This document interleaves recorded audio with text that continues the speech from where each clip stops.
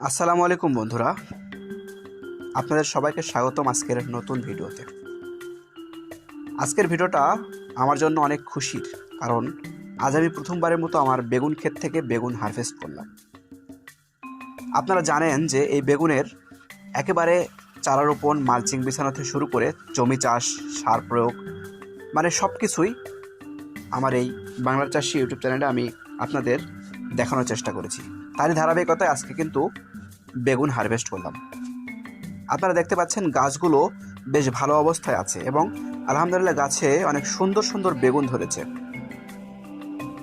এই বেগুন গাছগুলো আমি কিছুদিন আগে রোপণ করেছিলাম এবং নিয়মিত পরিচর্যা করেছি, সময় মতো পানি সেচ দেওয়া, সার দেওয়া এবং পোকামাকড় দমন করার চেষ্টা করেছি। আপনারা দেখতেই পাচ্ছেন বেগুনগুলো বেশ টাটকা এবং বড় সাইজের এবং দেখতে অনেক সুন্দর হয়েছে।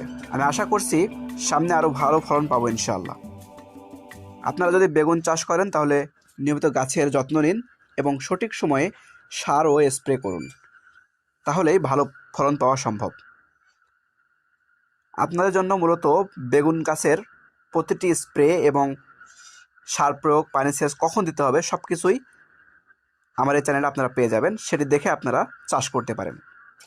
আজকের এই ভিডিওটি যদি আপনাদের ভালো লাগে তাহলে অবশ্যই লাইক, কমেন্ট এবং শেয়ার করবেন।